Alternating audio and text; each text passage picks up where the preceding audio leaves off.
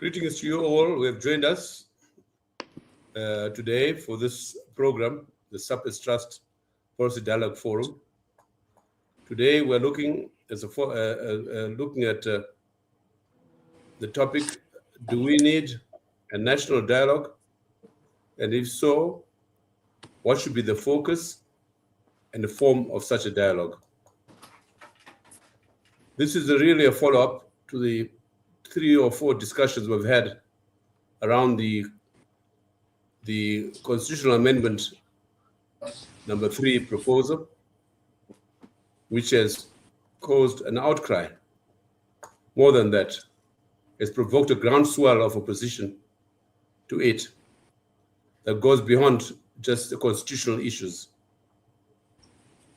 We need to point out at the beginning of this program, as we have done before, that CAB 3, as so-called, is both a symptom of the crisis that has been born out of the incapacity for reform on part of the Zimbabwean state and a succession crisis within ZANU-PF itself. So whether CAB 3 goes through or is withdrawn, it will not be the end of the crisis. On the contrary, it might just highlight or exacerbate the crisis and the need for Zimbabwe to reset. Hence, we have right now a repeat of the conditions and circumstances that led to the coup in November 2017. The coup, which was less about reform or restoring legacy than a factional war within ZANU-PF itself.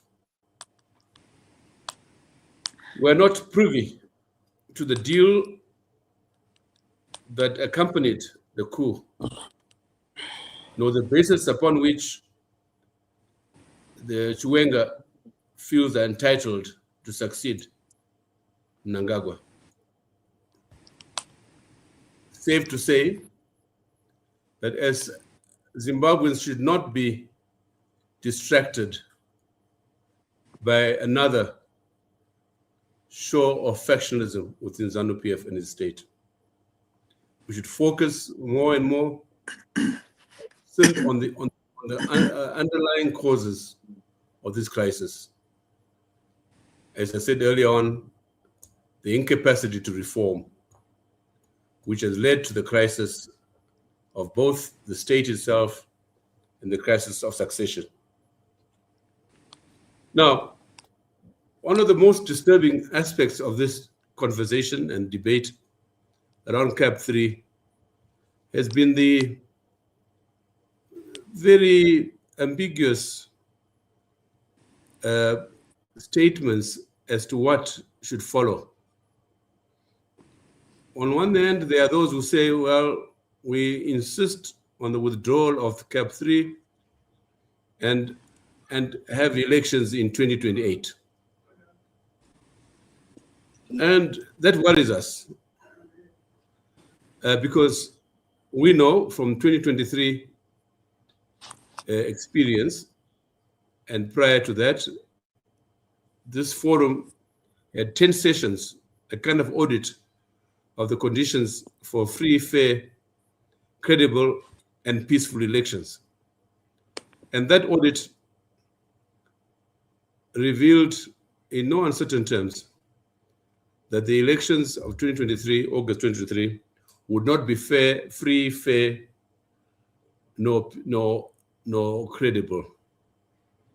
And for the first time, SADC itself, the SADC Observer Mission, really rejected those things. So it raised questions less about the nature and content of those elections, about which we had predicted, and about which the conditions precedent to that election were quite evident that they would not be fair. It raised questions more about the opposition itself. and its obsession with elections, regardless of the absence of electoral reforms, which electoral reforms were premised very strongly in the Constitution of 2013, but which Constitution has been fully implemented by 2023, not to this day. So we have to take issue with those, both within the opposition, but also within the faction with ZANU-PF. We insist, as they do, that come 2028 must be elections, and that Chiwenga should get onto the throne. On the other hand, there are those of us who have been for a long time, since 2016 in our case, highlighted the fact that the Zimbabwean state is one that is incapable of reform and that there is need for a reset. And we have said that we need to find a modus operandi through which to begin the process towards a reset, which others call transitional authority. But I think the major emphasis, the voice that has emerged throughout the discussion we had, in particular the last session we had, there was a recommendation that we should have a national dialogue, one led by the church, and a national dialogue which should not be preemptive or presumptive. It must be a truly national dialogue which considers the various options before Zimbabweans, but which clearly must put first and foremost the need for reform before any elections are held in Zimbabwe. And so today we have three eminent persons here before us to help us consider the question, do we need a national dialogue? I think we do. And if so, what form? What should be the focus? Our first presenter will be Sipho Malunga, whom I call Sydney Malunga, after my older brother and his father, Sydney Malunga. He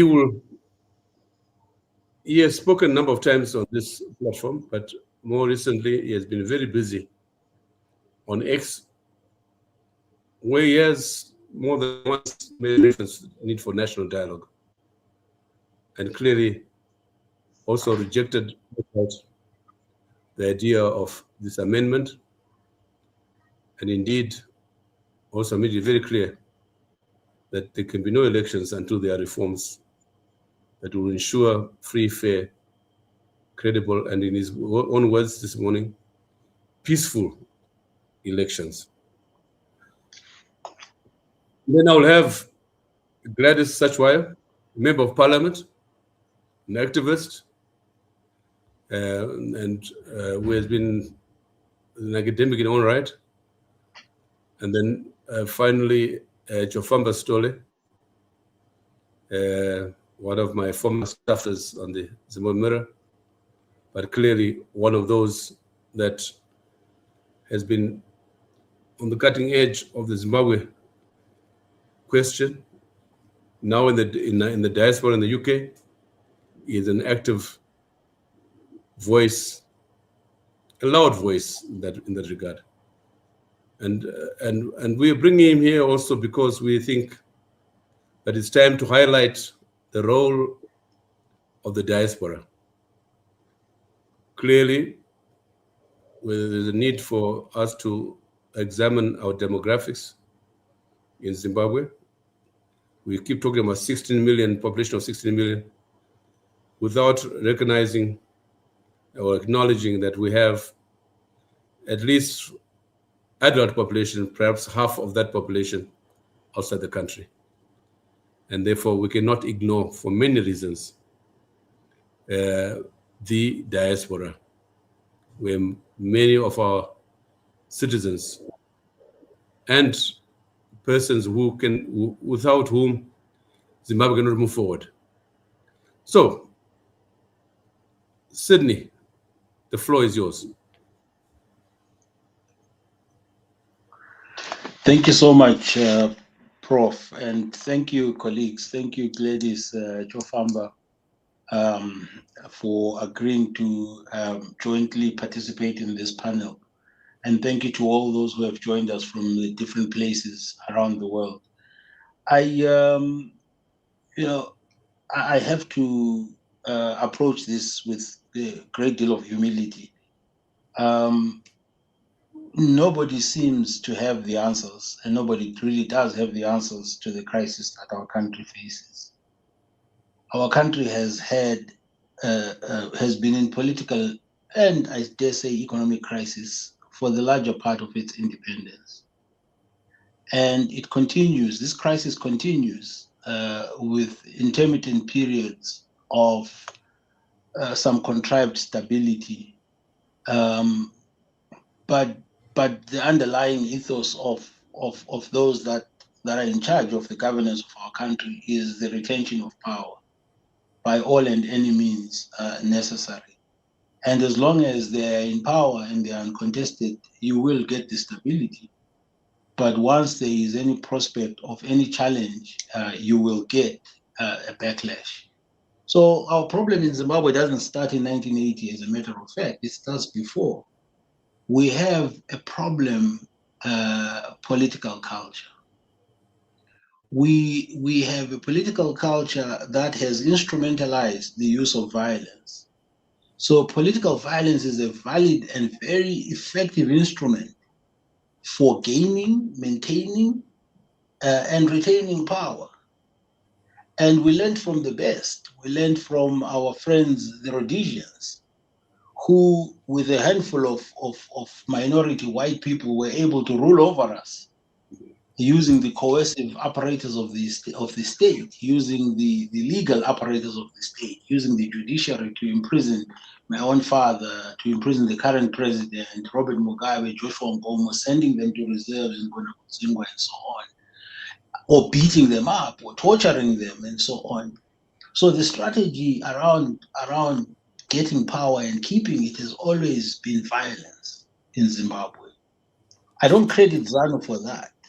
ZANU learned it and picked it.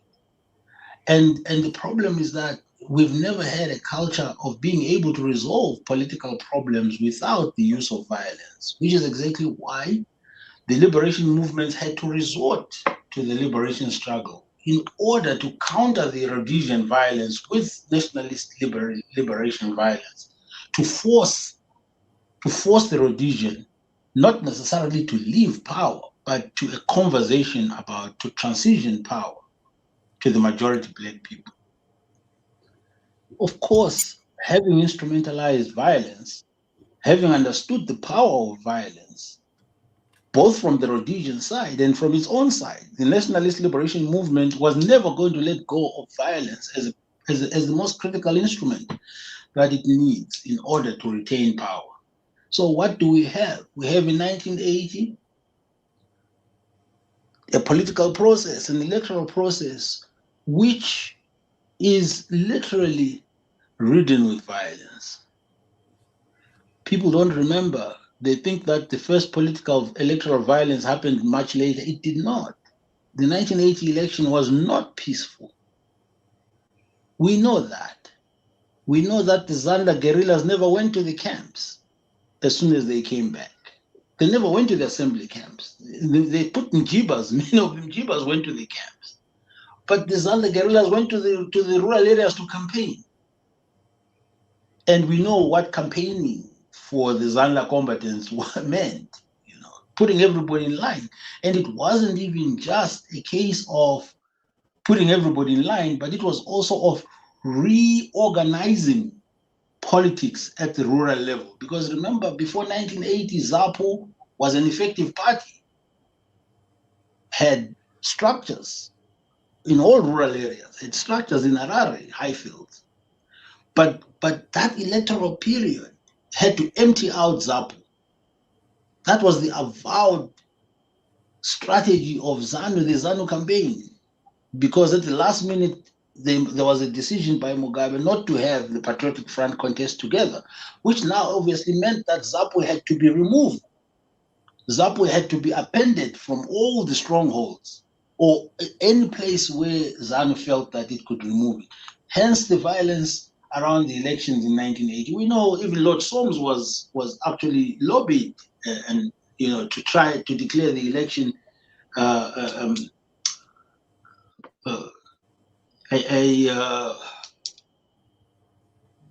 failure, so to speak. And of course, with pressure, he wasn't.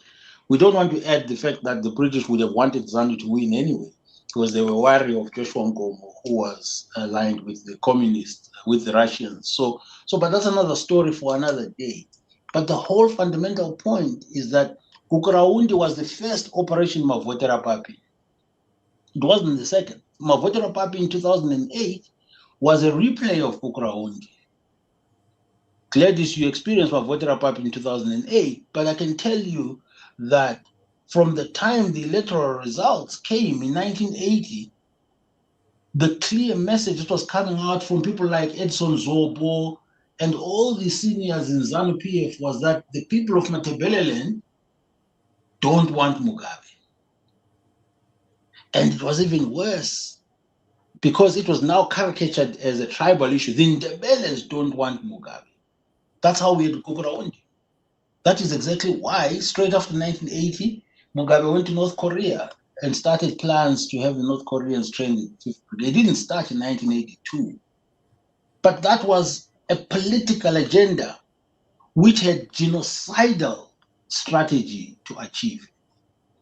So that's the first.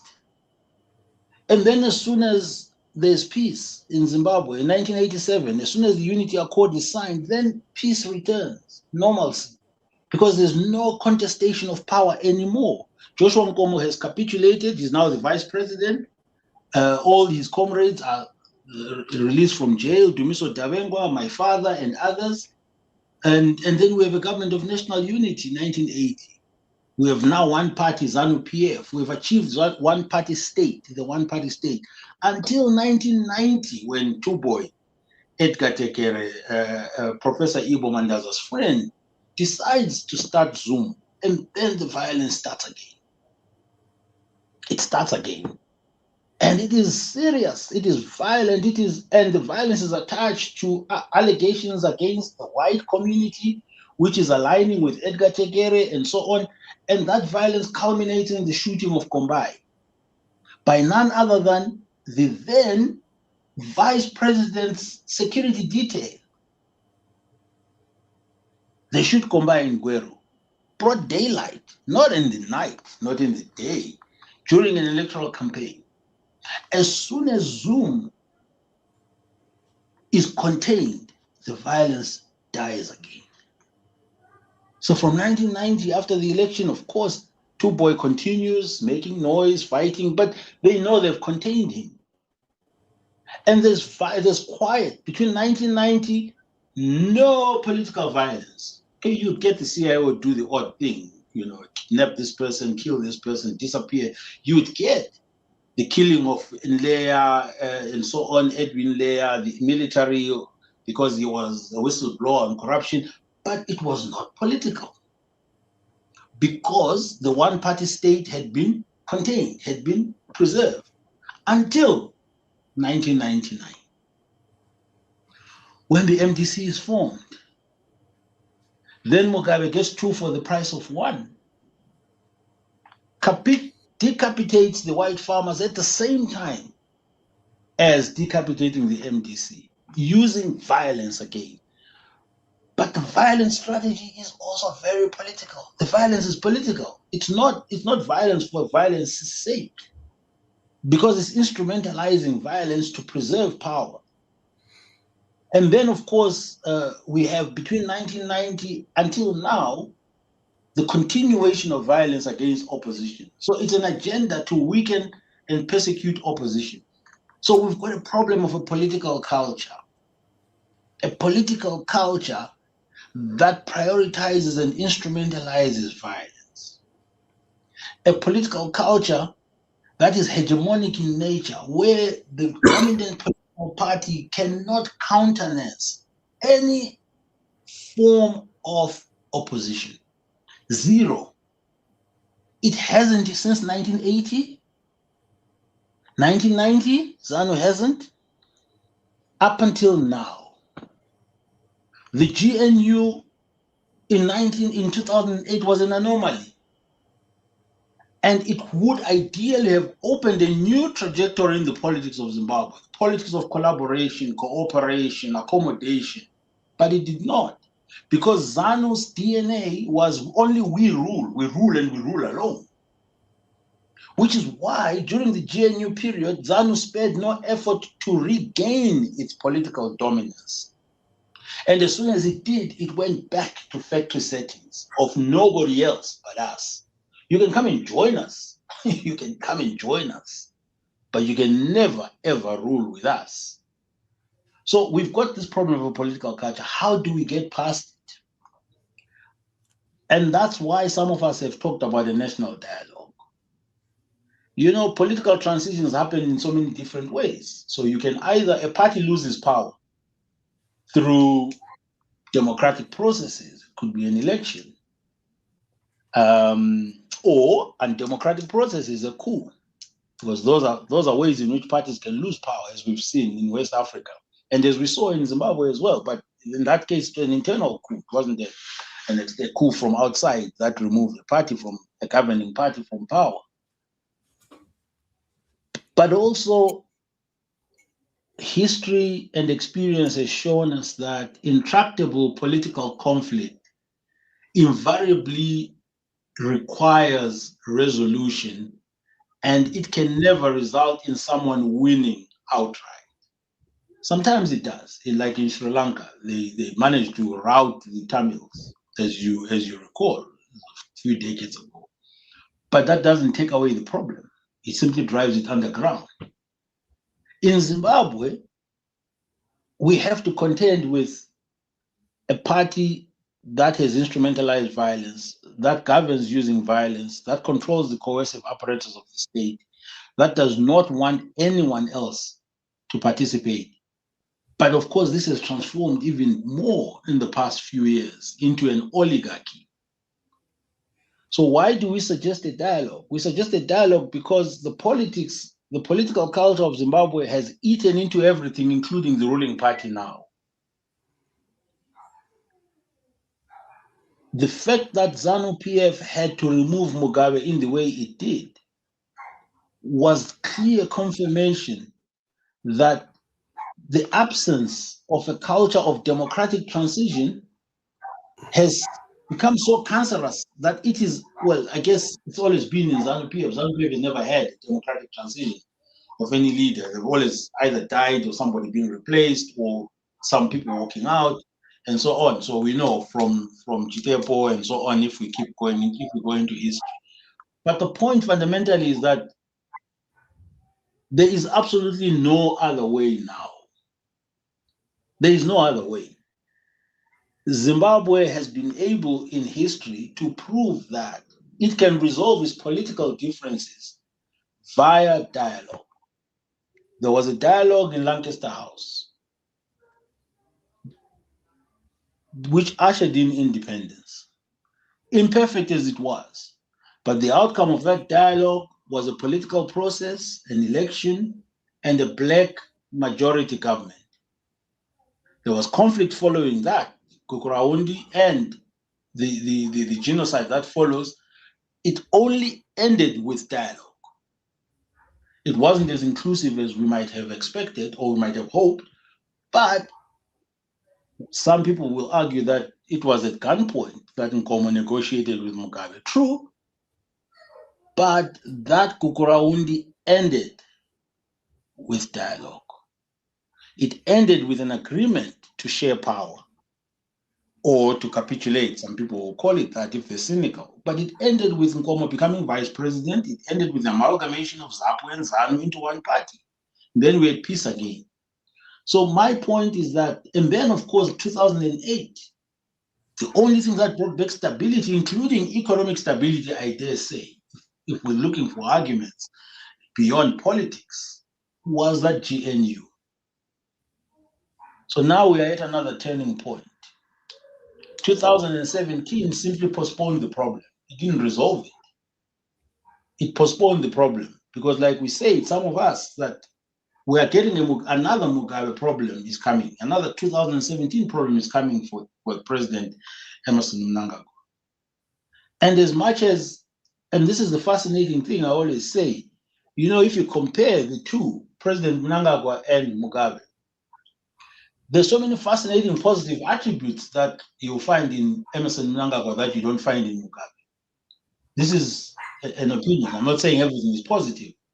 The ability to reach out, to draw alliances, to engage, to talk to different people. If you look at how he was able to even mobilize the Give Him a Chance brigade in 2017, the ability to reach out to the embassies, to reach out to all the diplomats, to gain that support for that project, it's unbelievable. It means that there is the potential and capability. Mugabe wasn't.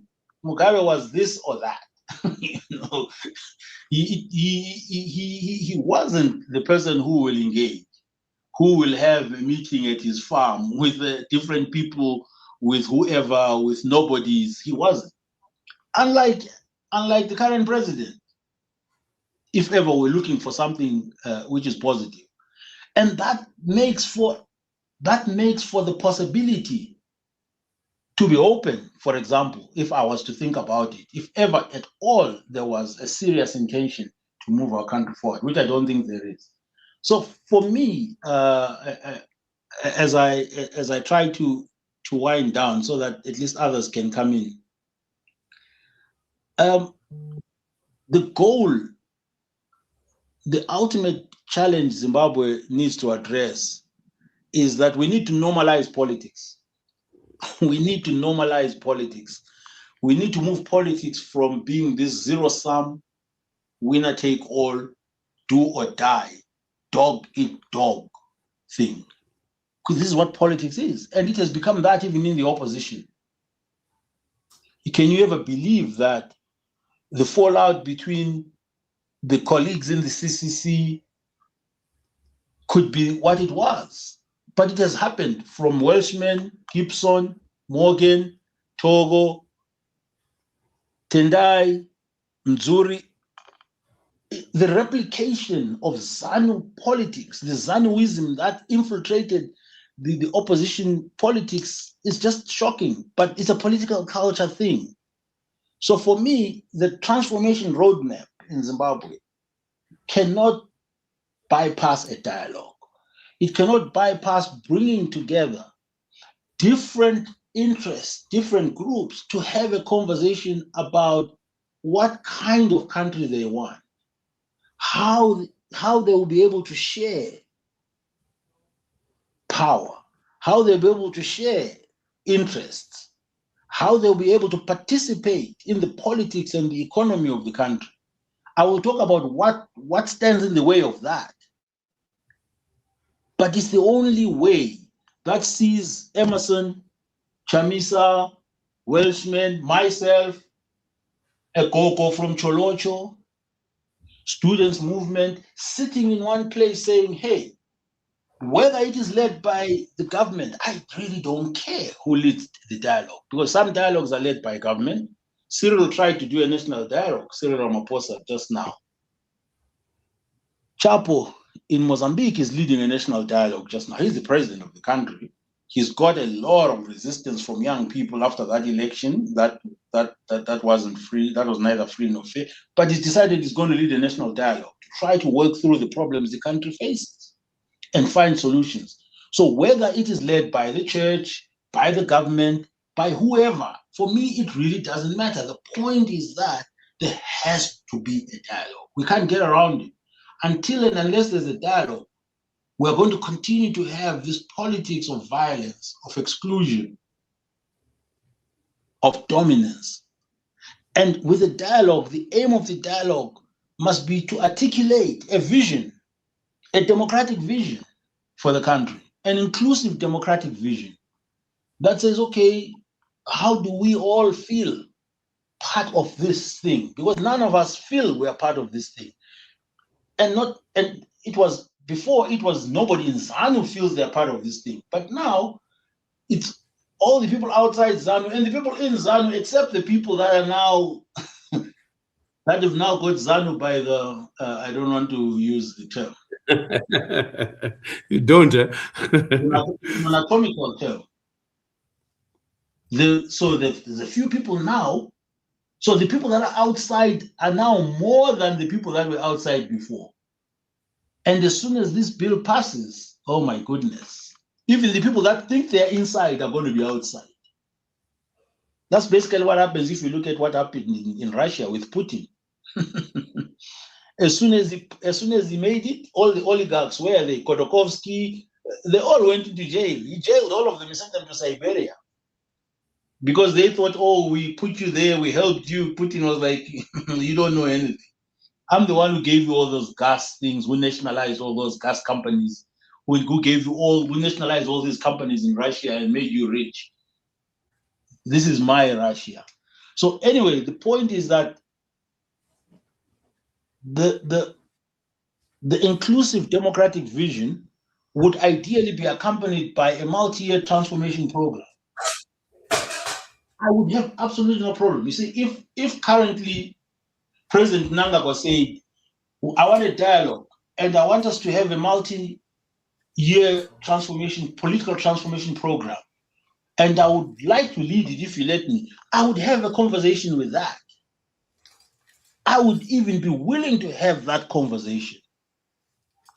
And during this transformation program, you would be looking at a comprehensive reform of electoral institutions and processes. No rush, but a comprehensive reform. Looking at how to make the institutions more independent, how to have impartial election management body, how to ensure accessible and transparent voters' roll, how to provide balanced media access. And that includes repealing all these repressive laws that have been since come back, including the PVO, how to have a transparent voters' roll, something we've never ever had.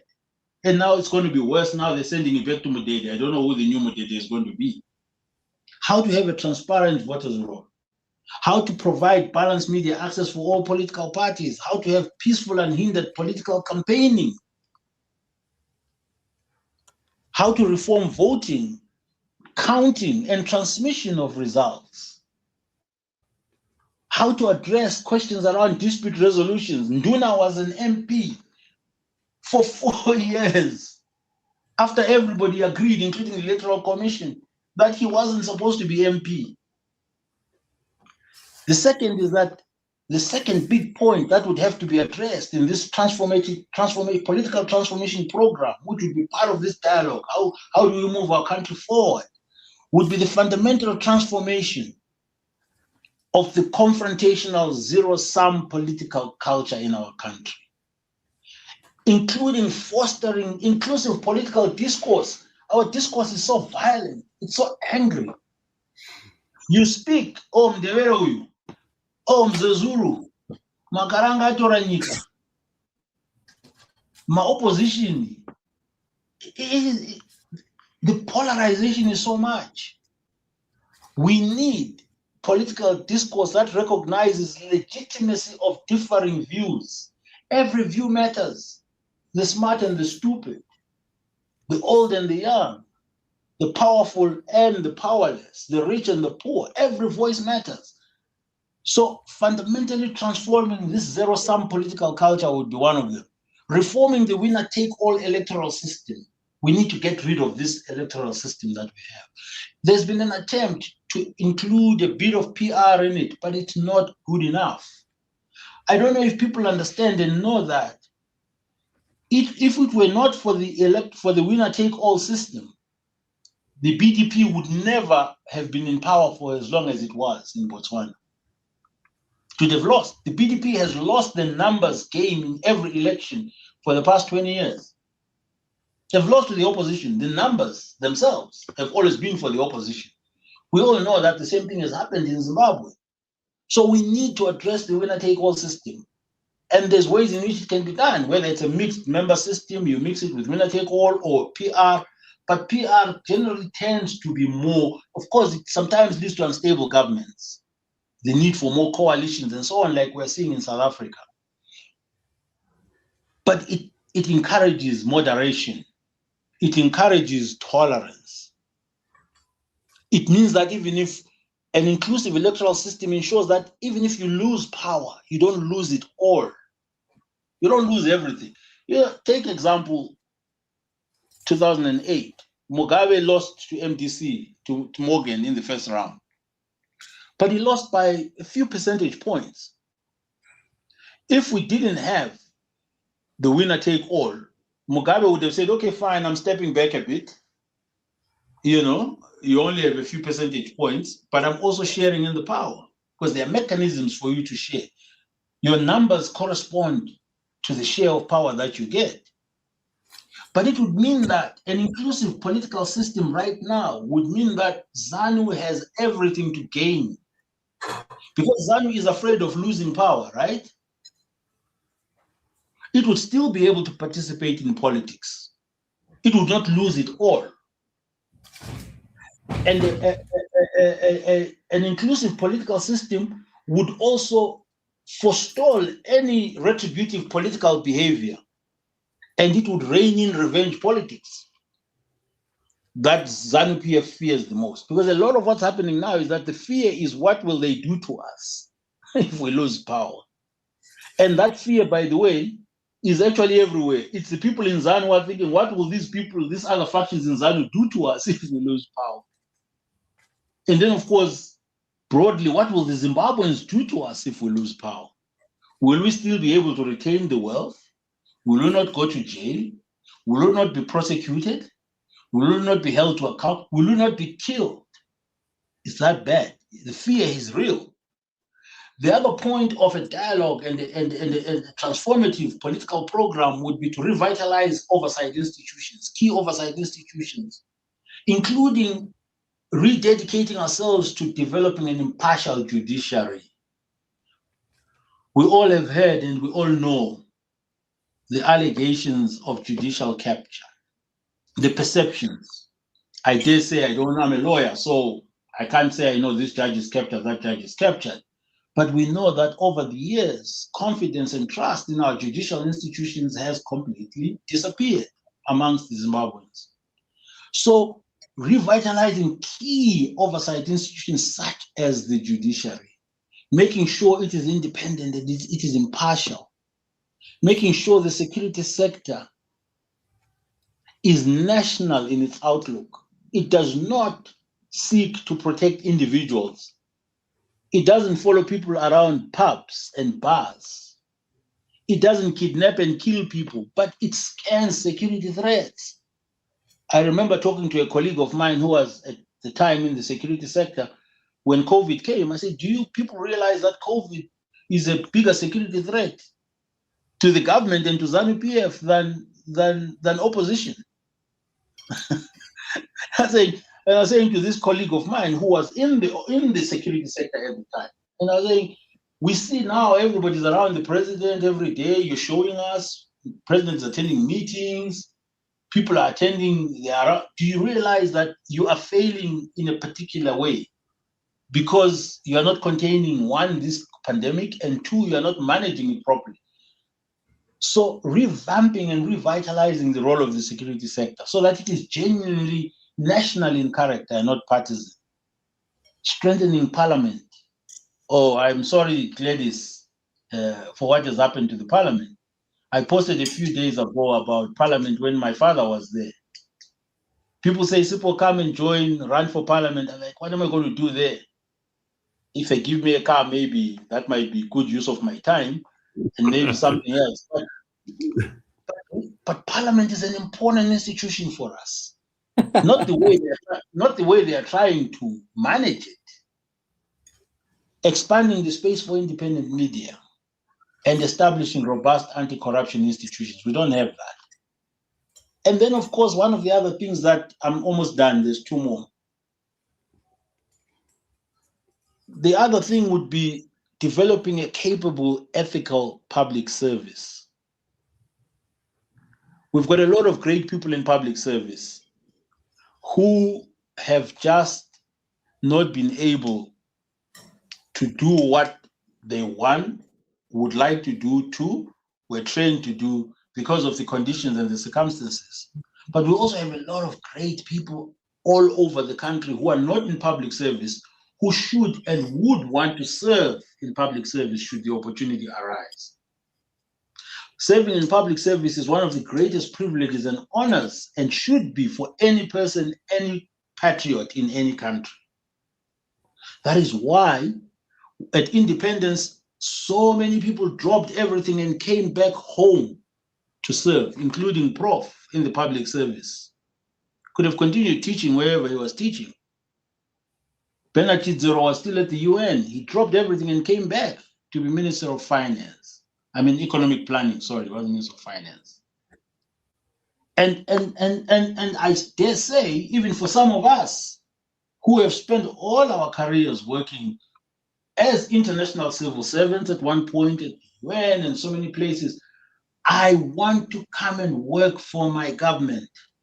I want to serve my people in government, not in a big position, no.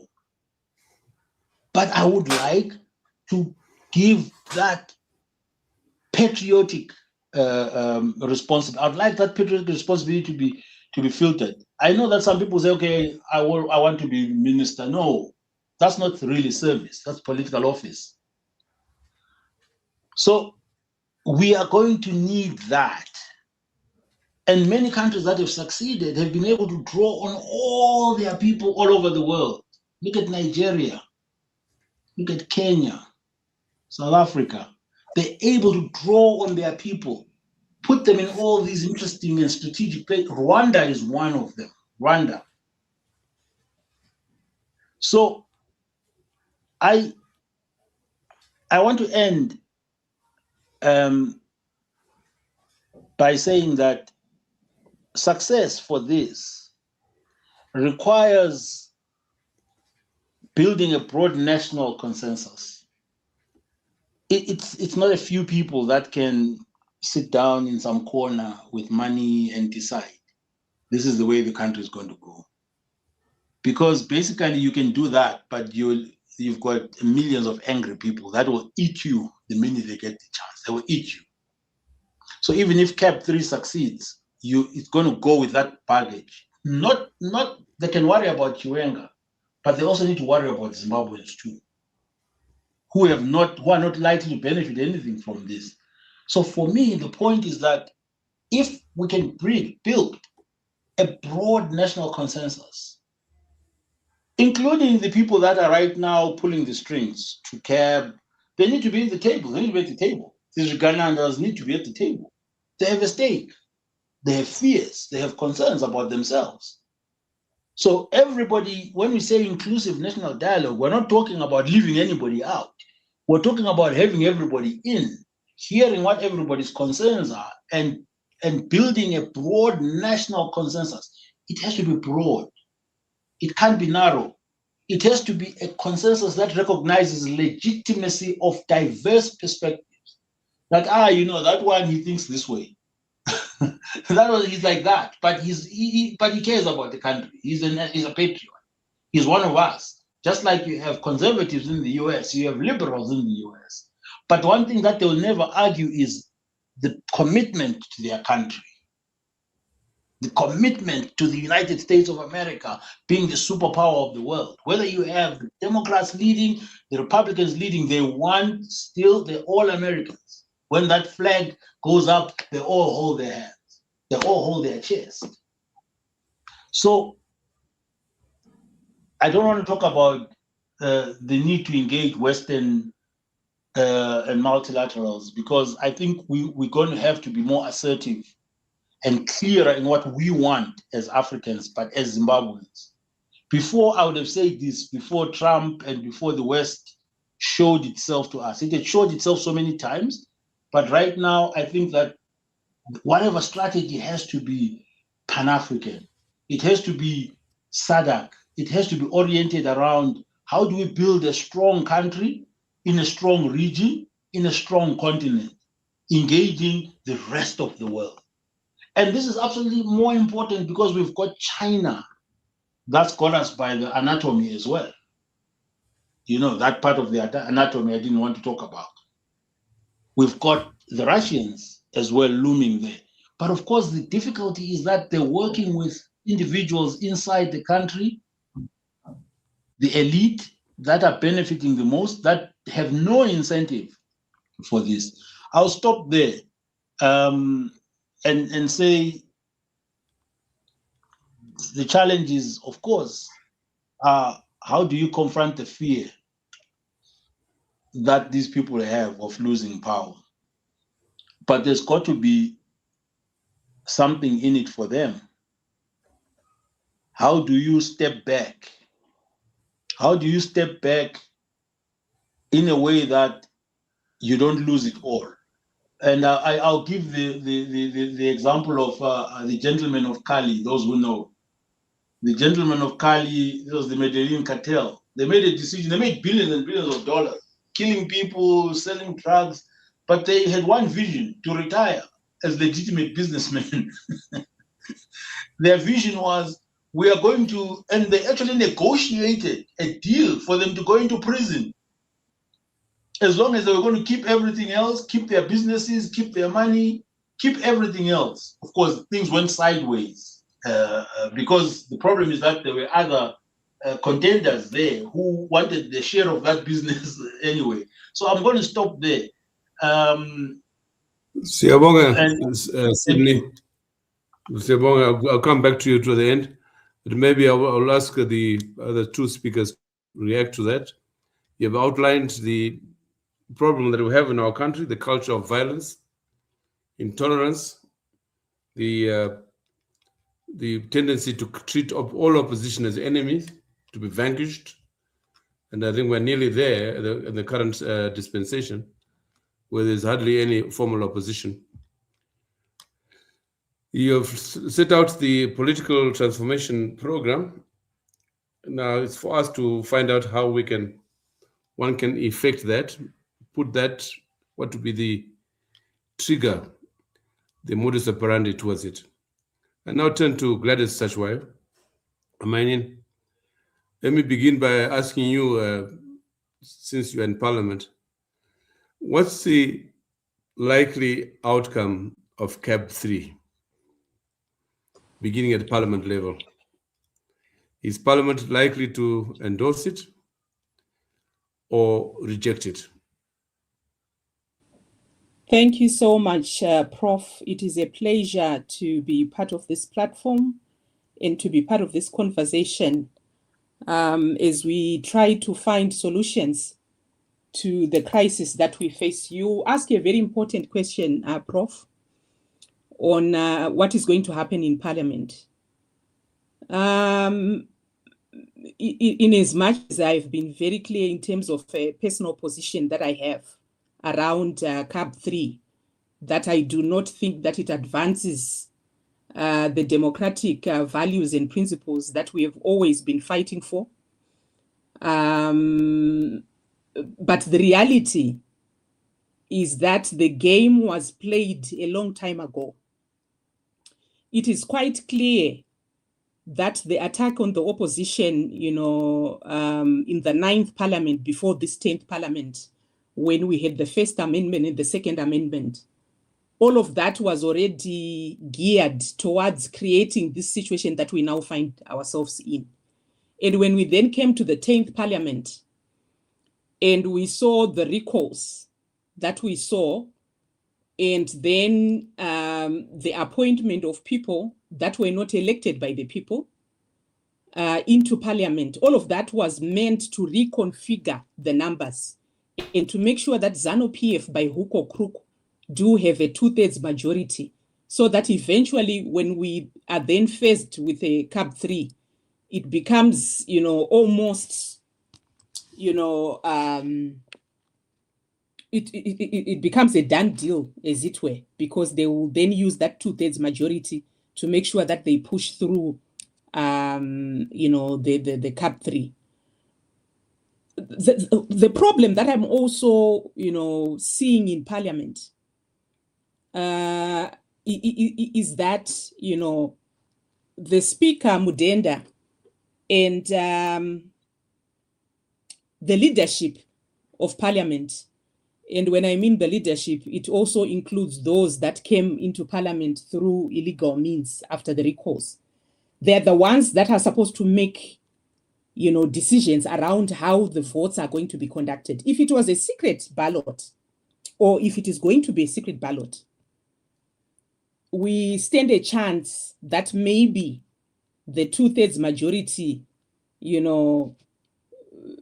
might not be achieved. But we know that they are going to push through an open ballot to make sure that they intimidate members of Parliament, especially on the ZANU-PF side. So I would say, in the absence of something, that happens outside Parliament, I do not see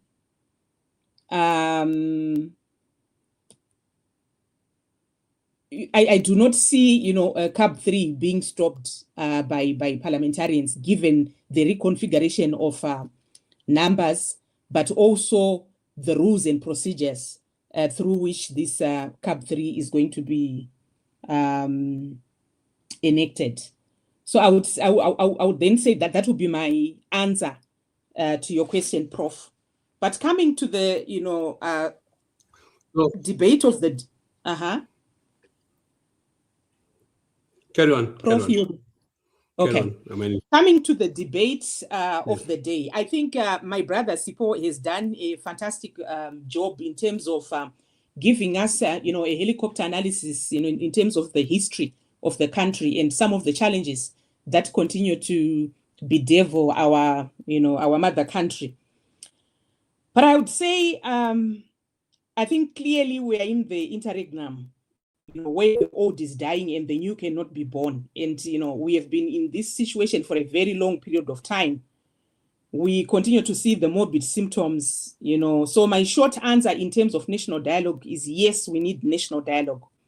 We need a reset. I think the current trajectory is not sustainable. The massive authoritarian consolidation that we have seen over the last 9 years, the levels of corruption, clearly, the levels of poverty, clearly we cannot continue like this. And we need to sit down as Zimbabweans and find each other and have a consensus in terms of how we want our country to be governed. The lack of consensus is obviously affecting developmental objectives, like I've already said, and outcomes, is evidenced by rising poverty, inequalities, corruption, collapse of health sector, dissatisfied civil service, among other issues. But I think I need to say from the very onset that for me, there are two prerequisites for national dialogue that are important. We need to be realistic as the pro-democracy, contingent. Number one prerequisite is that is the necessity of pro-democracy dialogue as a prelude to national dialogue. It is a fact, Professor Mandaza, that over the last few years, we have observed with great concern the lack of consensus among, pro-democratic forces, attacks, counter-attacks against each other, and clearly that does not advance our objective of having a national dialogue, where all stakeholders can come together and map a way forward. So such lack of cohesion undermines the effectiveness of the pro-democracy contingent. And I will recommend that we need an internal initiative for those that support democracy and good governance to find each other and prioritize the overarching objective of a democratic development of Zimbabwe over personal glory and interest. This is such, an important prerequisite that we need to consider as the pro-democracy contingent as we, prepare for national dialogue. So that's number one prerequisite. The second prerequisite that I will put forward on this platform is on the need for mass mobilization, democratic resistance, and raising the cost of authoritarianism. I think it will be unfortunate if we think that ZANU-PF can just relinquish power, because they believe, they are driven by, the public good, the need to see, a democratic and developmental Zimbabwe. If we are to do an analysis of their actions over including this CAP3 that we are talking about, you would see their disposition in terms of how they think. It's quite clear that they want to create a one-party state, which is why they have attacked civil society, they've attacked, labor, they have attacked political parties, opposition political parties. So if we think that, power is just going to be handed to us voluntarily without a fight, I think it would be really unfortunate. So I would say the second prerequisite, which is even more fundamental, is that we need to raise the cost of authoritarianism in our country through mass mobilization. As freedom is not given on a silver platter. I will then go to the focus of the dialogue, and I think my big brother Sipo has done a good job in terms of outlining the agenda of this national dialogue. The first issue for me, I think, is around national healing and transitional justice. It is quite clear that we have had several epochs of violence in our country, targeting citizens, targeting, opponents. We have unresolved issues, going back as far as the liberation movement. We have people, even in the post-liberation history, people like Itai Dzamara that we cannot account for, up to this day. We have issues around Gukura Hundi. We need to tackle those issues and make sure that justice is saved as a strong foundation for a new governance culture. The second issue is around electoral reforms. And I think my big brother Sipo also spoke to issues around electoral reforms. And I want to support his view around if there is any change that we need to make to the constitution, I would respectfully submit that it is the question. It has also been creating problems in the manner in which our elections are conducted. Issues around violence, rigging, and so on. So moving from a mixed system that we have, where we have Senate being elected through a proportional representation system, and then the lower house being elected through the first past the post mechanism. I would think that moving towards a proportional representation will allow more representation in terms of ethnic minorities, but also, women, youth, and would also allow smaller parties to also have a say in terms of, our governance processes. So if ever there is one, change of the constitution that we should make, that is the proposal that we must do, as opposed to the current framework where they are trying to just do a proportional representation for the president and not all other positions. Another key issue and national dialogue will have to be, anti-corruption reforms.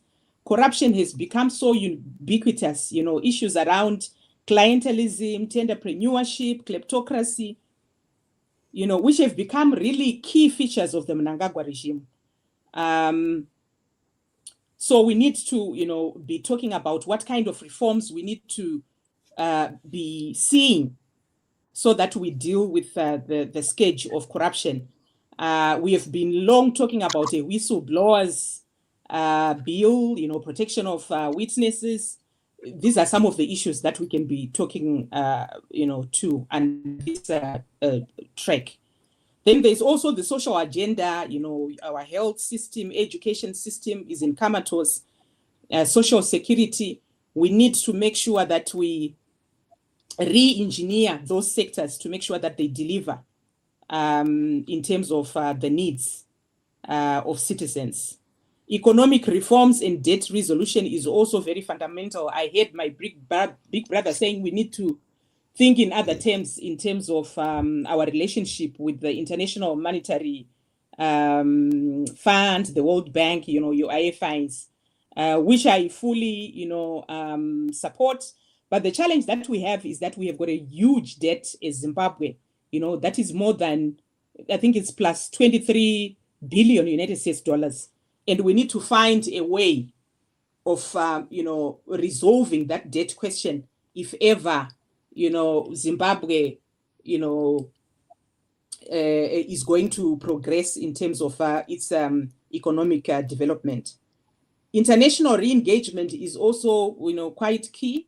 Over many, many years, Zimbabwe has been isolated, and we need to be re-engaging with the international community. We cannot live in autarky. We need to be fully integrated into the, especially now when we are seeing, great power rivalry, unilateralism, and multipolarity that we are seeing in the world. We also need to make sure that, we recommit to multilateral engagements at the international level. Another track that is also important is institutional reform. Our institutions are really rotten, including the parliament, including judiciary. We need to make sure that we recalibrate our institutions to become more inclusive and less extractive. What is the form that this national dialogue ought to take? I think the national dialogue that we are talking about needs to be authentic and genuine. We have seen, fake dialogue platforms that have been created before. I'm sure you still remember Pollard. That's not the dialogue that we are talking about. We are talking about dialogue that is authentic and genuine. We are talking about dialogue that involves all stakeholders. Your civic society, your political parties, your business, your labor, everyone needs to be, a part of this national dialogue for it to be a success. I would also posit that because of the polarization that is so high in Zimbabwe, I think it would be important to have this dialogue mediated, given that extreme polarization. For us to make progress, I think it's important for us to have a mediated dialogue, national dialogue. It also needs to be time-bound. It also needs to be citizen-centered instead of elite negotiations. What we don't want is elites coming together and agreeing to share power. I think it would be unfortunate. What we need is a citizen-centered dialogue that speaks to issues and resolve the crisis, getting to the root causes of the crisis, the governance crisis that we find ourselves in, and getting solutions to those issues. It must not also be a Malian dialogue, where the strong do what they want and the weak are just there to suffer what they must, which is why I emphasize that this dialogue needs to be authentic and genuine. I think I will end here, Prof, and emphasize that the prerequisites are very important. I highlighted two, and those two prerequisites for me will be very important for us to make sure that we have, substantive dialogue, national dialogue, as it were. Thank you. Thanks, Amani. I think you've been very structured in your presentation.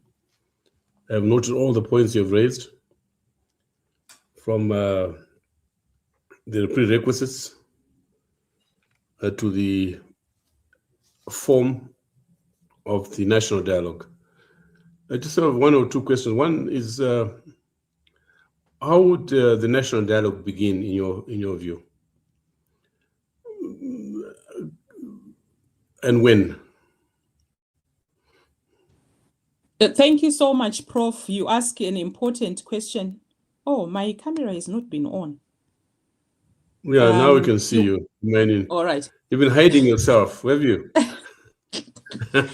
Okay. You ask an important question, Prof. I think for me, like I indicated in the prerequisites, there is no incentive for ZANU to come to the negotiating table without having been to be dragged through a mutually hating, crisis. I do not think that ZANU is interested in just having discussions, substantive discussions, as it were, with stakeholders. My reading of the situation, given the authoritarian consolidation we have seen over the last 9 years, and some of the actions that have been taken by this government, this Mnangagwa administration, I do not think that in the absence of pressure, political pressure, which is why coming together as pro-democracy forces to come up with an action plan in terms of how do we create that pressure, so that But at least is ZANU monolithic? It is not monolithic. It is not homogeneous. It is not homogeneous. Yes. But in the absence of us also having a coordinated approach as the pro-democracy forces, I would actually think, in as much as we don't want to get involved in the ZANU-PF issues, internal issues, but we also know from history that democratic breakthroughs are also subject to working with some elements within the regime, taking advantage of the cracks that are in the regime. So you don't think Parliament could be the basis of the dialogue? Could we begin dialogue among parliamentarians to start with? The problem of having, a parliament-led dialogue process is that, like I indicated, Parliament has been corrupted. They will tell you that we want to speak to these kind of individuals because they are the ones that are leading Parliament from an opposition perspective. But we all know that those individuals are not opposition. They're an extension of the regime. So I would not think that Parliament is the best. We actually need to take the process away from Parliament and create other avenues where people can meet and discuss. Parliament is not the best. It is a corrupted institution. In its current form, it cannot lead a national dialogue. So how can we start this dialogue, national dialogue? And you mentioned the last policy there was a suggestion that the church should in fact dialogue. But there's the role the church can play without soiling their hands, so to speak.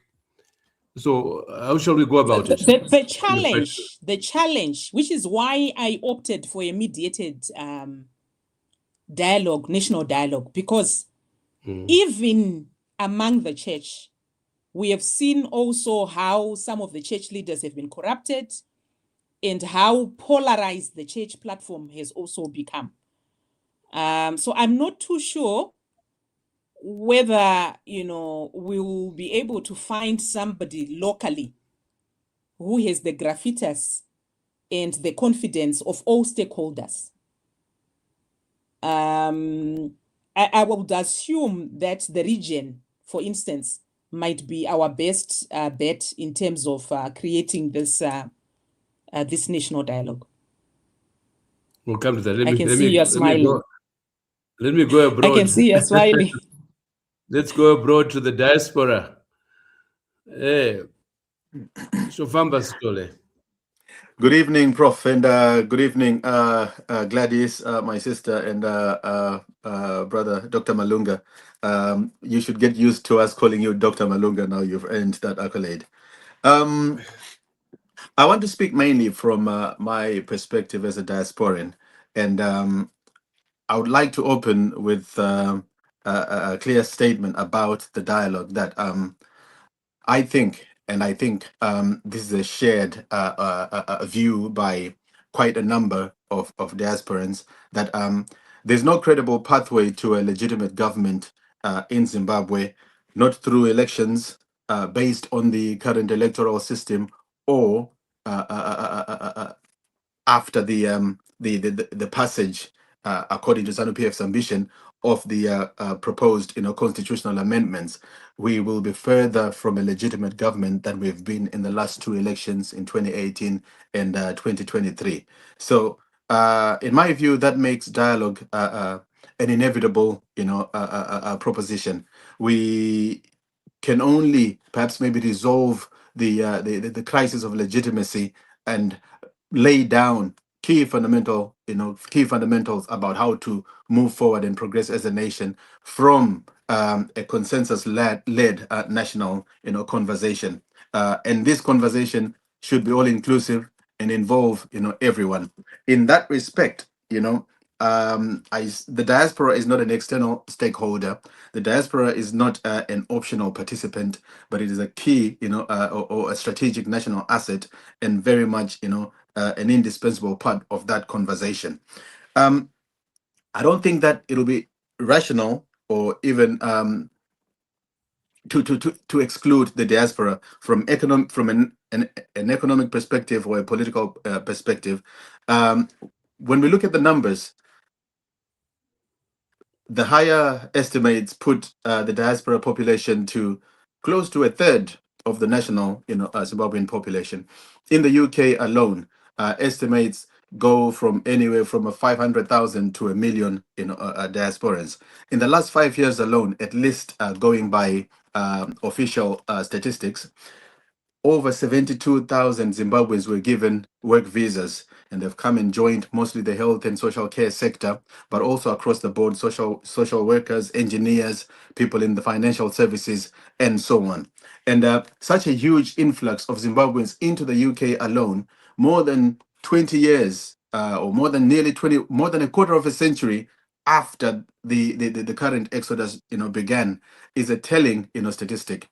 It says the bleeding of Zimbabwe's human resources has not stopped. We have not reached, rock bottom yet. This is still an ongoing process, and with the contentious political process that are going on, such as the constitutional amendments and the suspension of elections, thereby, perpetuating the current and ongoing political illegitimacy of the Mnangagwa government, means that we are to see yet more thousands of Zimbabweans voting with their feet and leaving the country, and swelling the ranks of the diaspora, and emphasizing or underlining the importance of the diaspora as a crucial part of the national, population, and therefore the national conversation, and inevitably an indispensable part of the solution, to going forward.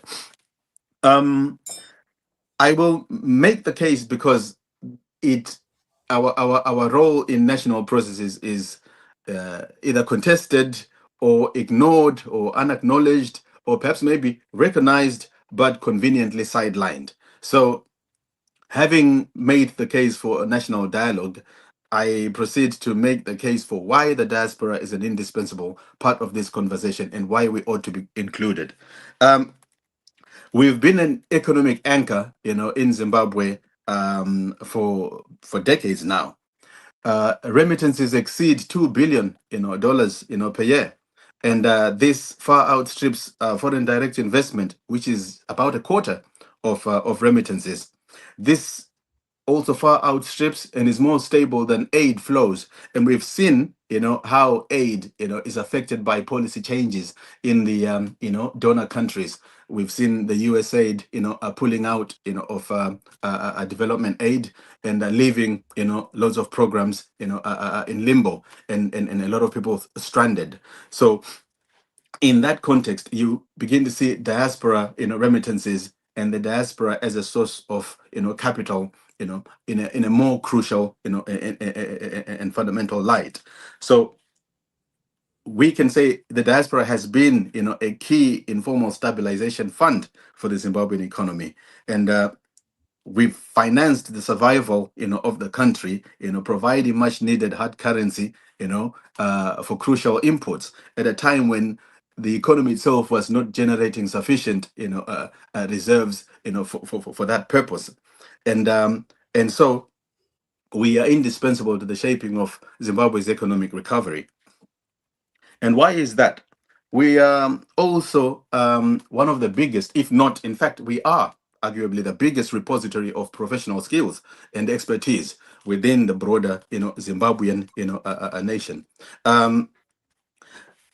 The diaspora is involved in health, care as doctors, nurses, health and social care professionals, engineers, financiers in the financial services of global capitals. We are in academia, and so on. Over the last few decades, people who may have come as carers or working rese have moved on. There's very tired and outdated jokes that some more ignorant, sections of Zimbabwean society like to, to throw at diasporans. BBC, vanogeza chembere. The entry point into the job sector in developing countries would start perhaps maybe from that low end, but over time people have upskilled, and we are in economies, at least for most of us who are in UK, North America, and Europe, we are in economies where upskilling is part and parcel of standard professional, continuous professional development. So many people have upskilled. Many people find themselves in jobs and roles that were alien to them, when they left Zimbabwe. So this is just to underscore the significance of the diaspora as a repository of professional skills. We also possess governance know-how and policy experience and institutional memory from working systems. So the diaspora carries models of how states function. So how do we build or rebuild Zimbabwe whilst excluding those who operate inside functioning systems? Many sectors in the Zimbabwean economy lie comatose. There's not been much by way of professional development and skills development in the country. If Zimbabwe were to be firing from all cylinders, we'd face a massive deficit in crucial skills. Who do we turn to? Many countries have, demonstrated the example of remigration and the brain gain, where conditions are put in place to attract those of their nationals who left the country, under difficult circumstances or during difficult times, but now possess skills and experience from elsewhere, which is crucial for jumpstarting their own local, systems. And we in the diaspora, represent that kind of resource for Zimbabwe. And in this regard, I wanted to home in specifically on the digital divide, because the divide between developing countries and the developed West is not only industrial. It has now become technological and algorithmic. The economy is more and more, digital, and the systems are being digitized. AI is taking over and being embedded in virtually every system. That is a level of cutting edge technological innovation that Zimbabwe's economy does not function at. And yet it is crucial for the future that we are heading into. But we have these skills. The diaspora represents a repository of such skills. We are embedded in these systems across, the West, and also perhaps maybe to some extent South Africa. So Zimbabwe is sitting on a ready-made pool of AI, fintech, digital governance expertise, but not using it. There is no relationship there that allows Zimbabwe to harness these crucial skills. And such dialogue as we would have, looks broadly, comprehensively at how, Zimbabwe's crucial or critical resources can be harnessed, for the development of the country itself. But and then I remember back in 2017, I published an article on Neander Radio and I think also Newsday, titled "It's Relationship Stupid." This was in response to a delegation led by Stembiso Nyoni. I think at that point she was Minister of Medium and Small Enterprises, going off to Nepal to study, how the diaspora is harnessed in national development. And I was saying that you can undertake as many fact-finding missions as you want, but ultimately at the foot or at the heart of it is the relationship between home and the diaspora. And Dr. Mandaza, I think this is a subject close to your heart because we worked together on an initiative sometime just before 2020 on the Zimbabwe, home diaspora, interface program, ZHIP. And I think there were some positive developments around that program because notable professionals like my sister Natalie Jabangwe, who was then an engineer based in the UK, was headhunted by EcoCash to head that fintech enterprise back in Zimbabwe. Others like Yvonne Kuimba, headhunted by Econet, and many others who I worked with in a previous incarnation of ZHIP, which was the Zimbabwe Diaspora Development Interface that we had with the late Dr. Alex Magaisa and others. We had people go into the financial services sector.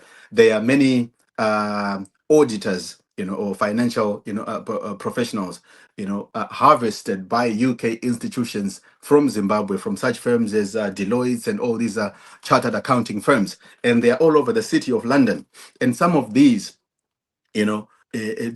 through that program, were able to find their way back into the financial services, sector within Zimbabwe, representing this direct remigration and brain gain, that we speak of, and which the diaspora, represents.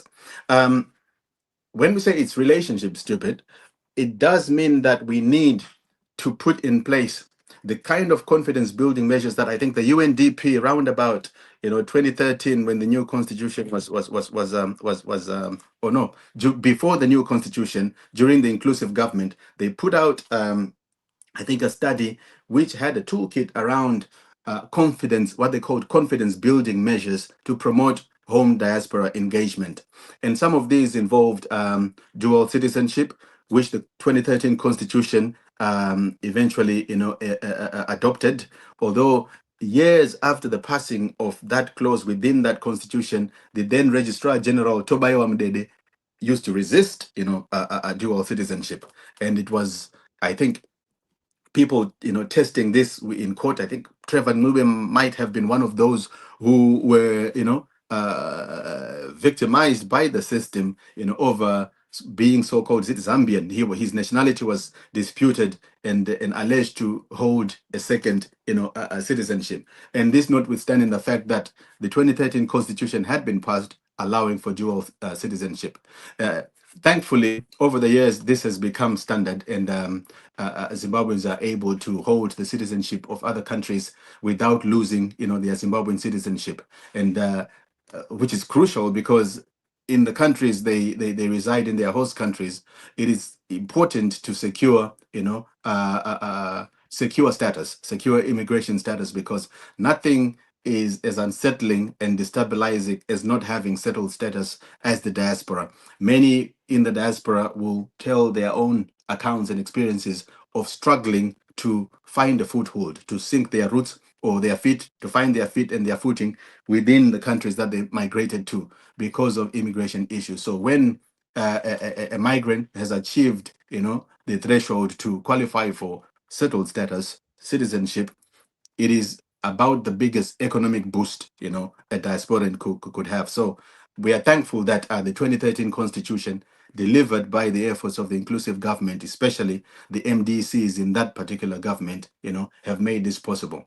But the other thing, which is another confidence building measure that the UNDP referred to in their toolkit, was the diaspora vote. We've not seen it, and we've not experienced it. And now, even as the new constitutional amendments propose to take away, the people's right to vote for their president directly, this is happening at a time when the diaspora has not even had, the opportunity to participate in any election, whatsoever. And nothing has been said of the fate of diaspora voting, after or if or in the event of these amendments being passed.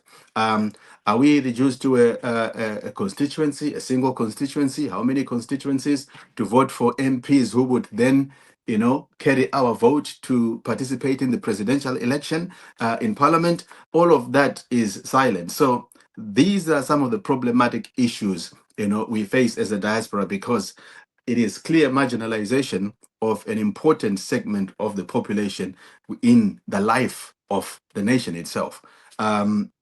There's radio silence about what these amendments mean to the diaspora vote, and what meaningful vote or what meaningful voice the diaspora would carry constitutionally after these amendments. This relationship between home and the diaspora needs to be forged at least in the lifetime of the first generation of the diaspora. So those who left Zimbabwe, who have a memory of Zimbabwe, of growing up in Zimbabwe, and a heart that beats for Zimbabwe, whose primary identity is Zimbabwean, they are the bridge for the second and third and subsequent generations when filial ties are much stronger. It is very difficult then to forge diaspora, to forge ties with the diaspora in the second or third generation when there's been a disconnect, a generational disconnect in between. We see that where talent exists and it is to the advantage of the home nation, efforts are made to tap this talent, this diaspora talent, to this in the service of national interests.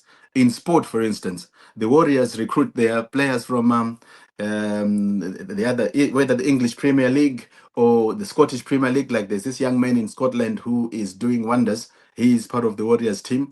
Many others who are in the lower tier, divisions of English football are tapped, for national duty. So there's a recognition there that the Zimbabwe's future talent pipeline is already global, and those in sport are tapping into it. But what about engineers? What about financial services? What about healthcare systems? What about AI and technological systems, and so on? The potential is vast.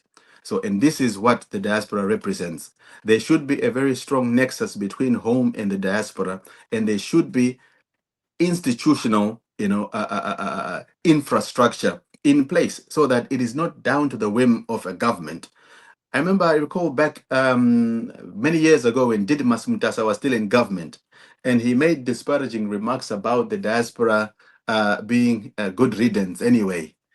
And he was speaking from the very narrow, perspective of a ZANU-PF government that was happy to be rid of a segment of the population that is suspected to be pro-opposition.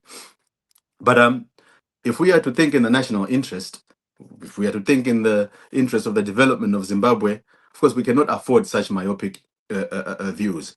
And going forward, it is necessary to go beyond the favorable disposition of any office holder, or whether president or government minister, towards the diaspora. We need institutional infrastructure. For want of a better term, we need institutional infrastructure that embeds this relationship and ensures that in thinking development, whether it is through the economic ministries or international trade or human resources or whatever it may be, these government institutions that are charged with responsibility for national development, they think broadly, not only in terms of the territorial nation of Zimbabwe between the Zambezi and Limpopo, but think broadly, because we are a transnational nation now. This is a reality.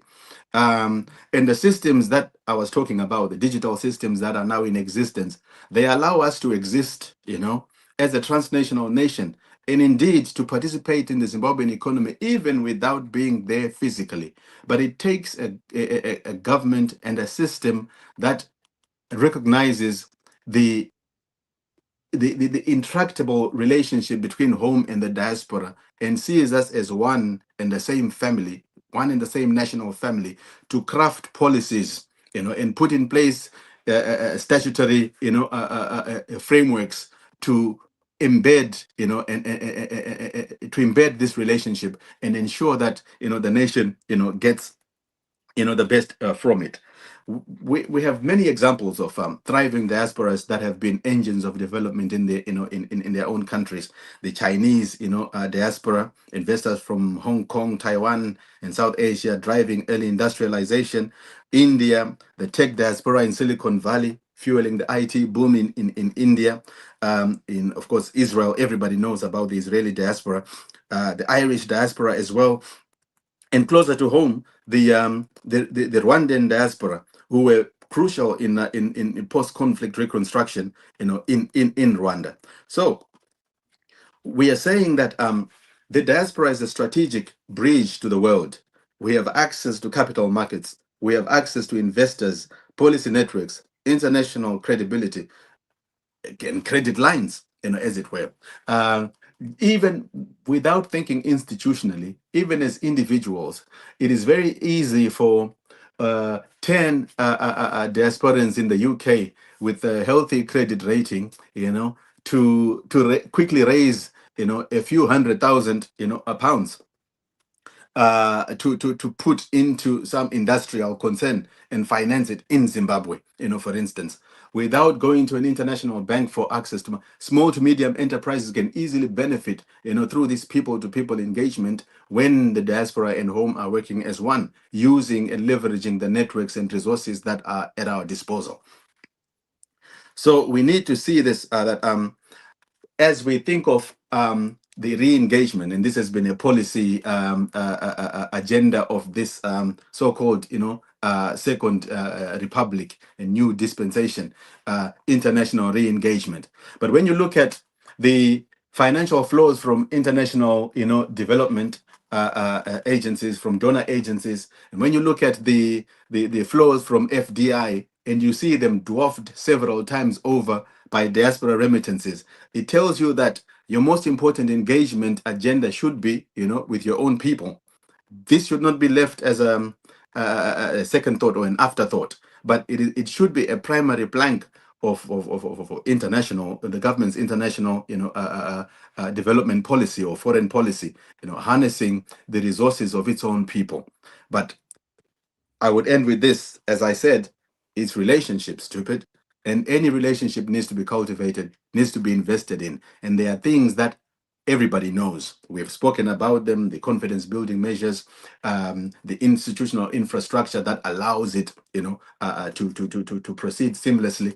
And that is reflected in such simple processes as the embassies being efficient, consular services where one can easily register the birth of their child in the diaspora, easily renew their passport, and so on. These things are like pulling teeth when you are trying to engage government services in these, embassies and so-called consular services.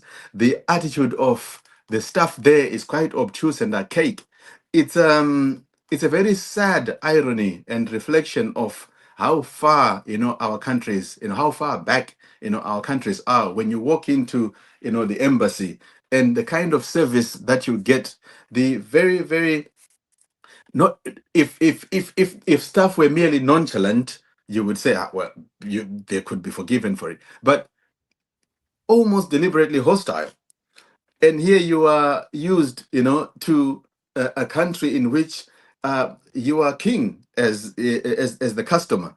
Service providers are falling over each other to please you and apologize and offer you discounts, offer you this and that. And you go into Zimbabwe as you step in the embassy over there, tichirikure, that realization hits that realization hits you, because of course these people are insulated from the broader, system within which the rest of us operate.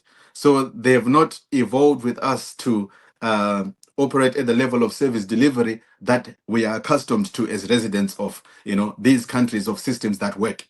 They reflect the contradictions, and backwardness of inefficient, incompetent, and perhaps maybe highly personalized and political systems within which they operate in Zimbabwe. So in closing, I would say it's crucial for the diaspora to take part in, to be a part and parcel, and to be seen as part and parcel of this, of any dialogue. Whether there is dialogue or there is no dialogue, but in the thinking of Zimbabwean institutions, Zimbabwean corporates, Zimbabwean political parties, I think it's crucial for them to think of Zimbabwe beyond the people who are currently within the borders of the country, and think of us as a transnational nation. Thank you. Oh, wonderful. I mean, just the best outline I've heard of the diaspora. I think you need to put pen to paper, Stole. You know, we need an update of the nature and content of our diaspora. And the remarks you have made are very important. I mean, we reached a stage where we can say that the diaspora, the remittances in particular, are almost indispensable to the lifeline in Zimbabwe. Yes. Especially in cushioning the immense poverty that confronts this country. But then, if you can assist us, how can we integrate the diaspora or representatives thereof in this national dialogue? I want you to, through you, begin the brief discussion before we close at past. How can we begin the modus operandi to move forward? Okay. Yes. I will, perhaps maybe I will start by acknowledging one hat that I have recently come to wear during the process of this constitutional amendment exercise. Tendai BT reached out to some of us in the diaspora to organize ourselves and take part in a more systematic manner through the platform of the Constitution Defenders Forum.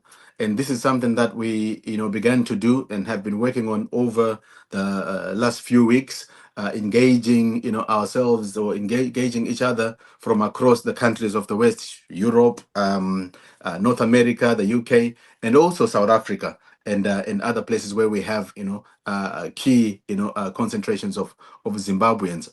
And I would say that in a long time, perhaps maybe since the disbanding of party political structures by the then opposition MDC, when they joined the inclusive government in 2008, which I think was a major mistake because it really threw a grenade under the infrastructure of community organization in the UK at the very least.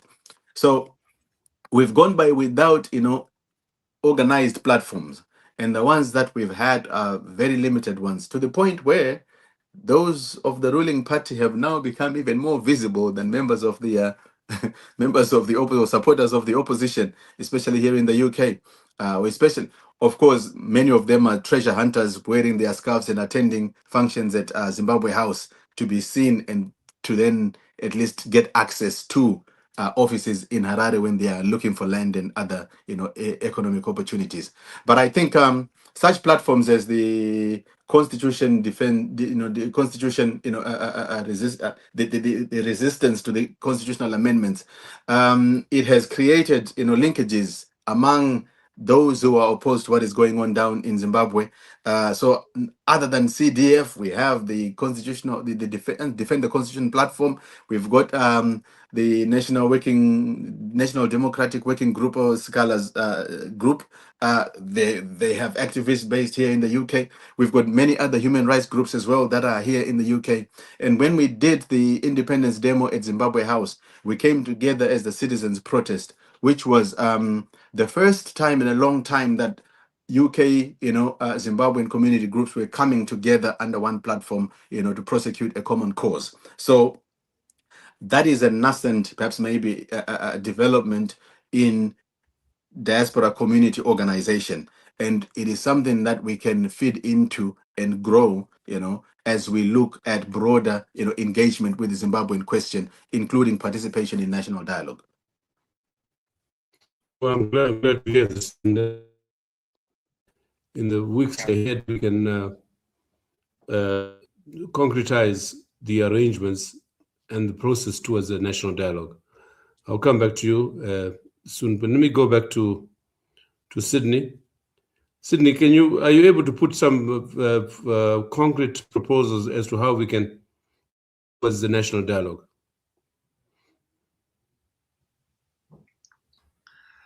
Thank you so much, Prof. I'm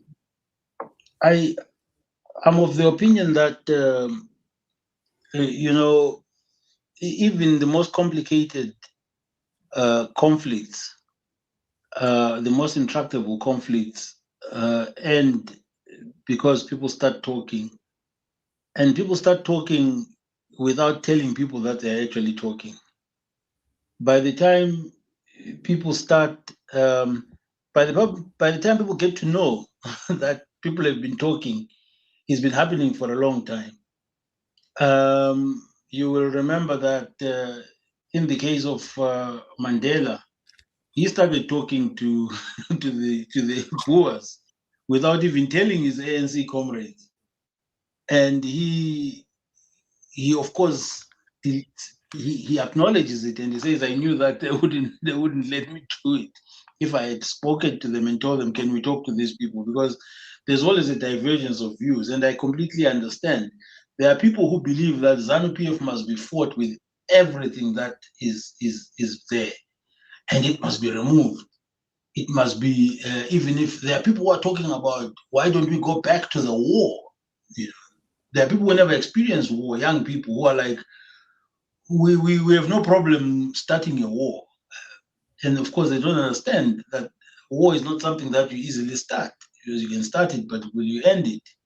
And they also have some of them have little recollection of where we've been with Kukuraundi and other atrocities that the country has experienced. These people are willing to kill people on a mass scale in order to stay in power, as Mugabe was. So yes, you must also be willing to lose your life to fight, because nothing is free. Freedom is definitely not free.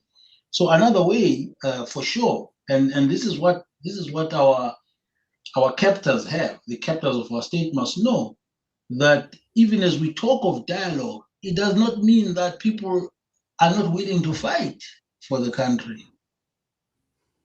I have to say this very clearly. Our fathers went to fight. We may have tried to fight and we may seem to have lost the fight. Our children are less patient. They may seem like they are out of it. They are not interested. But try dealing with a Gen Z. Try reasoning with a Gen Z, telling him to wait for that promotion. Try explaining to a Gen Z why he can't have a car. This country will explode. It's a question of time. As long as the only children that enjoy the fruits of this country, we see driving Brabus in helicopters, we see them. They're flaunting their wealth in such a despicable and abominable manner. Yet the majority of the children in Zimbabwe are on the streets, no job, no money, no food. So it's coming.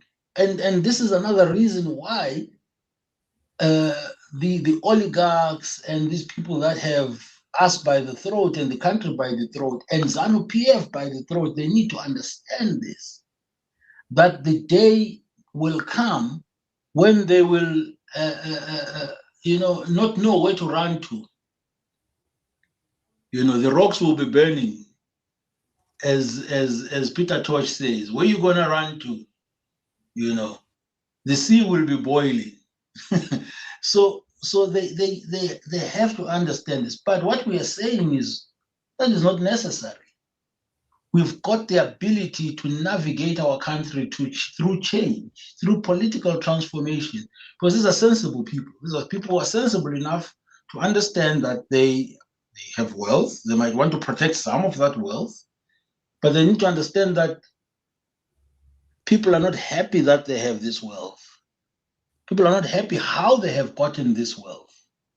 There are people who would sooner want them in jail or killed or dead or whatever. And we've seen this before. this is the tragedy of our country. We've seen how our current president had to leave the country in a half, running away, because there were people who wanted him dead. So we cannot forget that this only a few years back. There has to be a way that allows everybody to continue to be in the country, to continue to enjoy the country, to continue to participate and contribute to the country. In terms of an approach, I believe that this moment provides an opportunity. There are so many disgruntled people inside ZANU-PF. There are so many people who are parroting this change, who are also worried about it. They know that once the change happens, they may not necessarily have much leverage after that. They may be dispensable. Things will change. There are people who may have supported the president before, who are also unsure about their position going into the future. The president himself is thinking, what is my legacy? He should be thinking about the legacy, because the legacy is what made a lot of people support him in 2017. Some of us were like, nothing good comes out of a coup. But there were many who said, no, let's give the man a chance. Let's give the man a chance. The man took the trouble to turn against his own mentor, and he took the risk. Let's give him a chance. And we are saying that now the path should be at 87, 88 years old. Best case scenario, if he lives 10 years, he'll be 98. But tell me what 98-year-old has any capability to lead, to run a country, to manage things? So in 10 years' time, it will be a completely different game, even if they pass this amendment. Who in 10 years' time is going to be making those decisions on his behalf? And how is that person going to gain the legitimacy and the support and the love and the confidence and the trust of the people of Zimbabwe? Because you need that at the very least. You need, if you are in a political leadership position, you need to be able to mobilize a certain number of people who believe in your vision, your mission, your capability, and your leadership. And what we are saying is, this is the moment to work on all these things, the way Mandela did in his prime years, when he knew people could say, okay, this old man, is he mad? But the way, and he has the capability, in my view, because if you think, there are people that have shocked me. They say, I know how they've become supporters of ED. You're like, how did you? Which means there's a capability to reach out. But in terms of the pathway, I agree with Gladys. There has to be a party that has the trust and confidence of a broad spectrum of Zimbabweans. A party or a group that is the support of a broad spectrum of Zimbabweans to facilitate and support this. But you need the political engagement and the political involvement of the people who are holding the reins of power and the people who are contesting the way in which they are managing their hold on power, which is the public. And Jofamba, you don't need to make a case for why the diaspora has to be involved. You don't. If it is inclusive, it has to involve every Zimbabwean. The question is that obviously Zimbabweans will then have to organize themselves and be organized in such a way that this participation can be facilitated and engagement can be facilitated. And there's so many different ways in which this is done. I agree that the church is a possibility, Prof. The question, of course, is that we say which church? Because you see our friends, the Mazbabas. The ZCC, the ZCC. The Mazbabas, they should be part of the dialogue. And we're not even saying that they should. The ZCC, yes, the Zimbabwe Council of Churches, certainly they've remained consistent throughout the Zimbabwe's crisis to be able to be credible. There could also be outsiders. The backing of outsiders of SADC could also help. I know that sovereignty issues are like, we don't want you to come here, We only come when there's a crisis. Mbeki only came when there was a political crisis that emerged out of the electoral crisis. But the point should be that a mediator or facilitator of dialogue should have the trust of all the broad participants of that dialogue. So that's one critical issue. The second is that the dialogue has to have as its ethos, as I think Gladys talked about this. I don't want to repeat it because I think I'll just belabor that point. We are not talking about political parties only talking here. There are so many Zimbabweans that have been left behind that don't feel that they're part of this thing called Zimbabwe. Women, young girls, ethnic minorities. So there has to be a way in which every view and every concern and every interest is accommodated in this conversation. Much the same way as the NCA panned out. You will remember, Prof. Those possibilities are there. And of course, people in diaspora all over the world. We shouldn't even debate that. So I'll leave it there. I don't have it all sketched out because part of a dialogue is that it has to sketch itself out, right? The people must come together as well and say, okay, so how should we do it? You know, should we have these thematic groups? Should we have these, population groups? There's different ways in which it can be organized. But the point fundamentally is that there is no country that has made a political breakthrough after sustained political and economic crisis without talking it through. Yes. None whatsoever, none. Just ask you, Sydney, to give some thought to it in the weeks ahead, in the days ahead, and maybe put some pen to paper so we can have another conversation, not on this platform, but maybe as I discussed with you some weeks ago, at a time most convenient for most of us to begin formulating the parameters of this national dialogue. But thank you very much for this evening. Thank you. Always useful to have you on this platform. Amanin, what would be the goal of the dialogue? We have had so many dialogues over the last 10 years, as you know. ZANU-PF, MDC dialogue, dialogue at wine estates in South Africa, dialogue all over the place. A few weeks ago, I believe there was a dialogue we were getting in Pretoria through some donors. What do you think should be the goal of the dialogue? Amanin? In my opinion, I think the dialogue should be to resolve the governance crisis that we have in the country. The dialogue should be centered on issues that citizens care about. Because in the final analysis, what we want is a democratic, developmental Zimbabwe, where citizens enjoy their freedoms, where, be it, political and civil rights, social and economic, cultural, whatever, multidimensional. I think that should be the goal. The goal must never be about power sharing. That should not be the goal. The goal must be about looking at the drivers of conflict over the last 20 or so years in Zimbabwe and coming up with solutions to those issues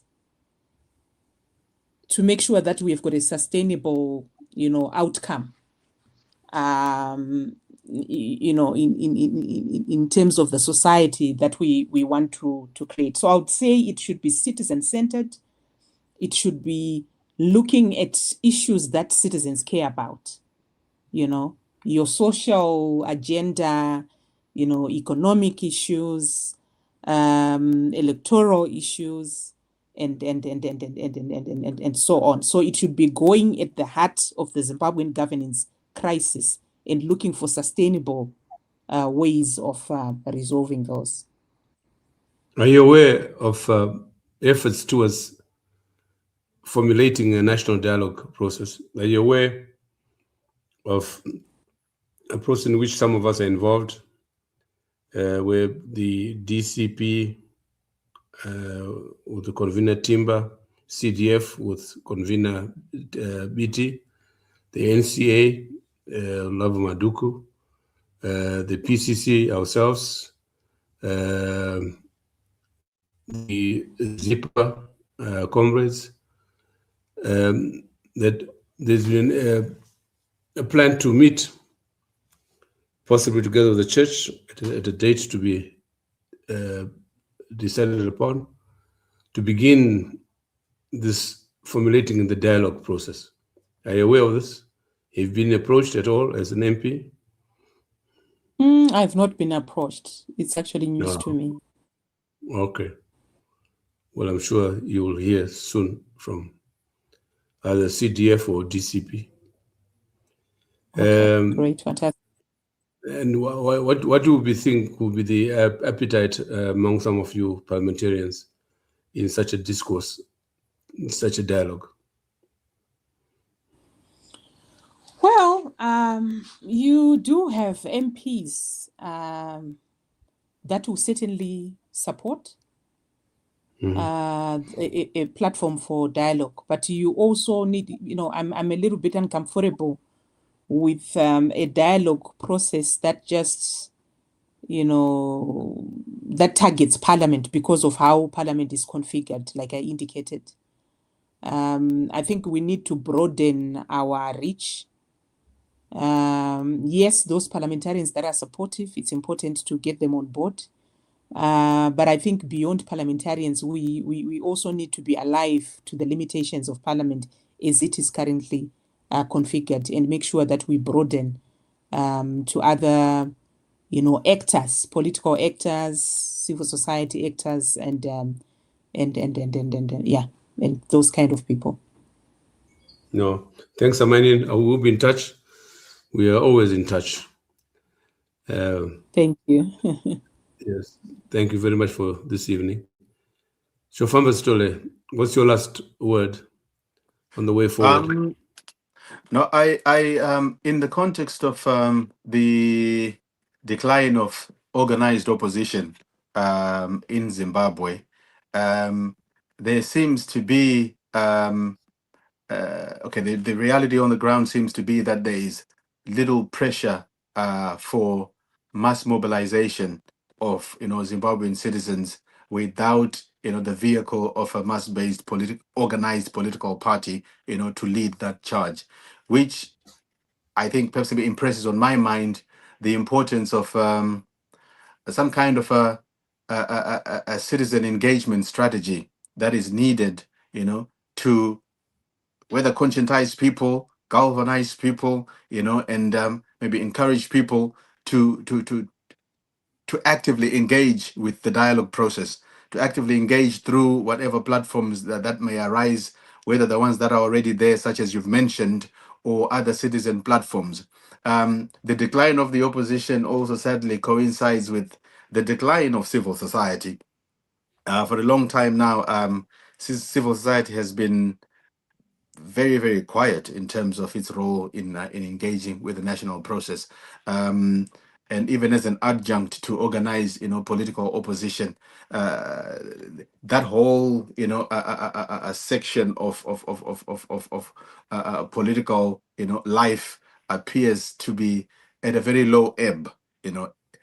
Ironically, at a time when the challenge is quite acute and the issues that are, at hand are sensitive and crucial for Zimbabwe's long-term future, as they are, particularly through the planned power heist through CAB3 that we are witnessing. So it is unfortunate that this is happening at a time when there seems to be very low, public engagement, by citizens, with the political process. Perhaps maybe because of the absence of the platforms they traditionally, channel their participation, through.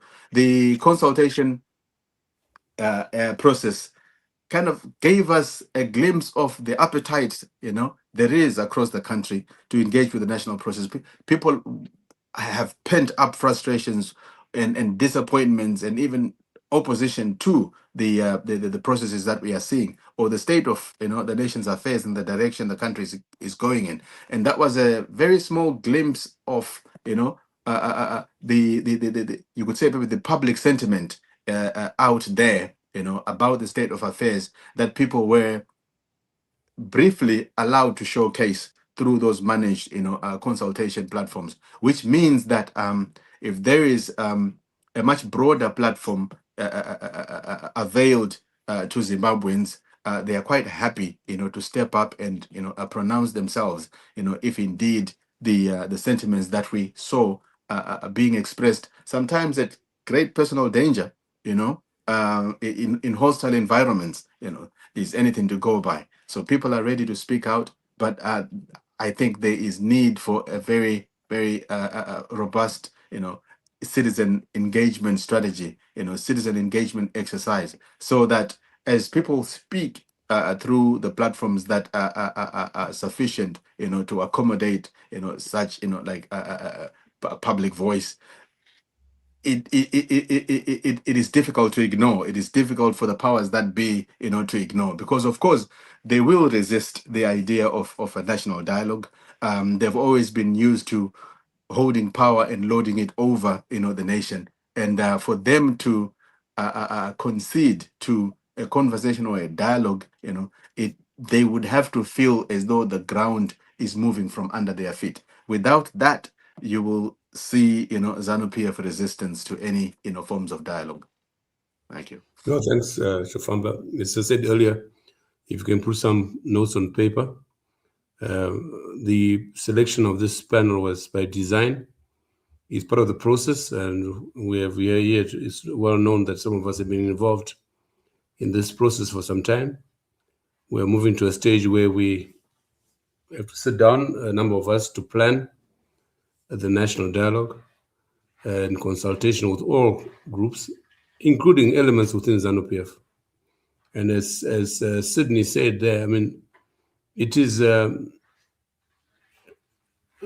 imperative, I would say, if not maybe advisable for Mnangagwa himself to realize that this is the opportune moment to be involved, even to start a national dialogue himself, because there's no way the country can continue to be on a knife's edge as it is now.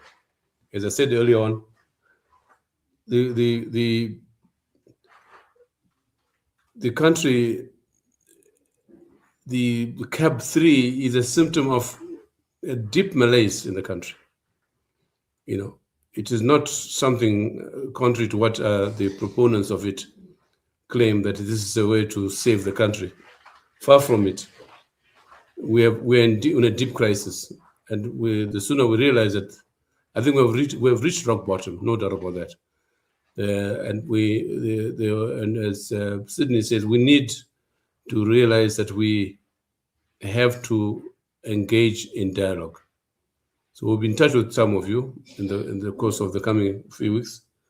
But I want to thank you very much, the three of you, for helping us at another stage in this process. Thank you very much. Thank you. Thank you, Prof. And thank you to all of you who have joined us. Thank you so much. this evening. Thank you. Yes, and please support this program by liking this video and subscribing to our channel, which now we have almost 30,000 people following us on YouTube. Thank you very much. Bye-bye. Thank you. Bye.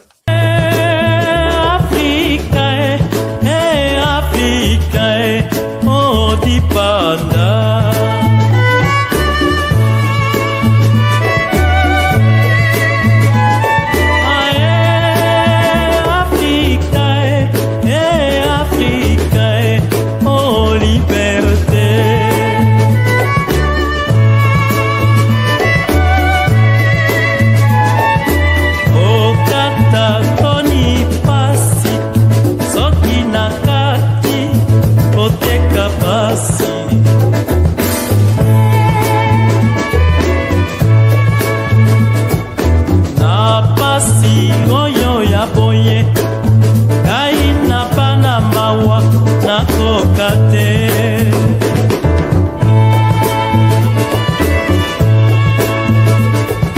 Basusu oyo naponaka bawela bokonzi pena babwatilio.